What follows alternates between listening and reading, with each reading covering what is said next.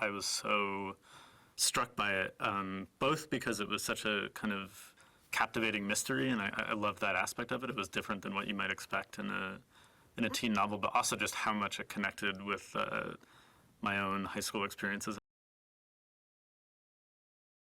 One night, right at the end of high school, Margot shows up at his window, gets him out of bed, and leads him on a night of adventure and revenge against everyone that she knows. It's the best night of his life. And at the end of the night, he thinks, all right, things are going to be different now. Maybe this is finally it. We're going to be together. And then the next morning, she's gone. And no one knows where she is.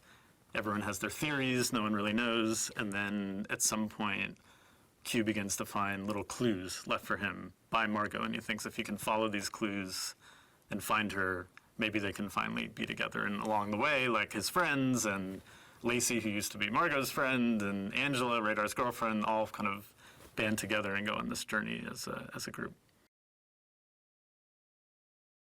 And the central relationship of Paper Towns is Q and Margot. And in that relationship, a lot of what actually exists is what Q has projected onto Margot and what everyone projects onto Margot.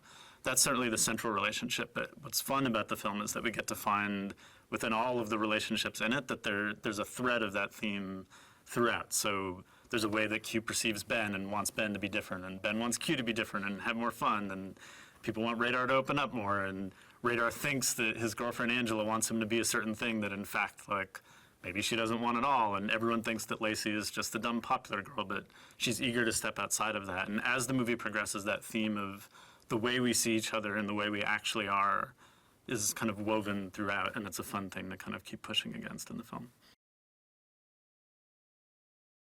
Who is the girl that comes to your window at midnight that you will jump out that window for, that you will drive 1,200 miles to go find? Who motivates that to happen? Who has so much energy that she can wrap everyone up in her orbit? And Cara walked into the room, and it happened to the room. I mean, you could just see it. You know, she really came prepared. She did her work, and there was just this extra level of energy where, you know, we looked at a ton of excellent actresses for this part.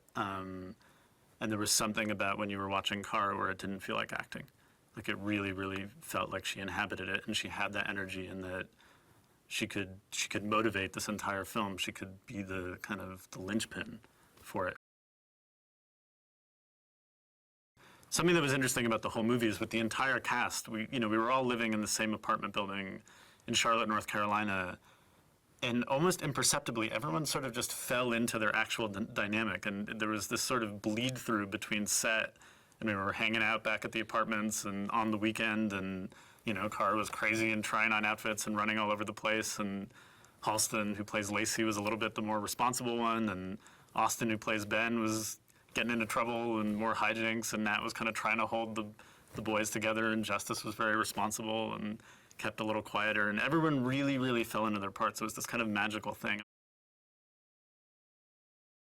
Halston Sage plays Lacey, which was another hard part to cast because, again, she's both an archetype but also needs to push past that archetype. And it was a similar thing with when Cara came in for Margot. When Halston came in, there was so much about the part that she could connect with. And I remember similarly, we did a version of the bathtub scene, which is one of my favorite scenes from the book, and is a great scene in the movie where we had her speak a little bit more from her own experience and what it's like to be that kind of quintessential blonde girl in high school and have people sort of dismiss you and look past you and not really be interested in what you have to say. And she could just connect with it so personally, and she just has such a kind of beautiful subtlety to the performance, that all of these kids needed to have. I mean, once you've established your main cast, everyone else needs to fit in with whatever that style is going to be, and she fit in so nicely to it. It's a really beautiful, understated performance.